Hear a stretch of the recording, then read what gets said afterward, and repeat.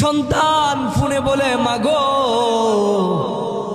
ঢাকায় আছি, কত মারে দেখি সন্তান রে কাছে নিয়া এক রিকশায় যায়।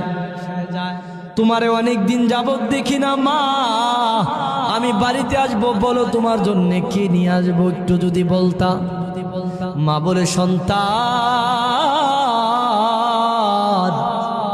আমার জন্যে কোনো কিছু লাগবে না, আমার জন্যে শুধু আমার জন্যে তুই আসলি আমার জন্যে অনেক বড় পাওয়া হবে। আর তোর বাবার জন্যে কোনো একটা কিছু নিয়ে চলে আসিস। শেষ ফোন করে ফোন রাইখা দিল, ফোন রেখে দিল। ওই দিক দিয়া রাত্র আস্তে আস্তে করে গভীর হইতেছে। মায়ের মন কখন সন্তান বাড়িতে আসবে চটপট করতেছে। একটু পরে ফোন দেয়, ফোন রিসিভ করে না। একটু পরে রাত যখন 12টা হয়ে গেছে, ফোন দেয়, ফোন রিসিভ করে না।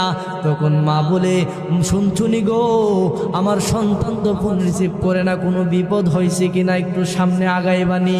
বাবা বলেন, হ্যাঁ বিবি, টেনশন করতে হবে না, আমার সন্তান যথা টাইমে বাড়িতে আসবে, টেনশন করা লাগবে না। মা বলে, না গো, আমার মন যেন বলতেছে আমার সন্তান মনে কোনো বিপদের মধ্যে পড়ে গেছে। শেষ ফোনটা যখন রাত্র 12টা হয়ে গেল, ফোন যখন দিল, কে যেন রিসিভ করে বলে, আপনারা কোথায় থেকে ফোন করেছেন? বলে, আমরা অমুক জায়গা থেকে। বলে, এই ফোনের মালিক আপনাদের কি হয়? বলে, এই ফোনের মালিক আমার ছেলে। বলে, খেয়াল করেন, একটু আগে আপনার সন্তান মোটর সাইকেল অ্যাক্সিডেন্ট করে দুনিয়া থেকে বিদায় নিয়েছে। মা কান্না করে বলে, আল্লাহ, এত কষ্ট করে সন্তান লালন পালন করলাম, আল্লাহ ছেলেটার মুখটা দেখতে পারলাম না। হাউমাউ করে কান্না করে দিল, হাউমাউ করে কান্না শুরু করে দিল।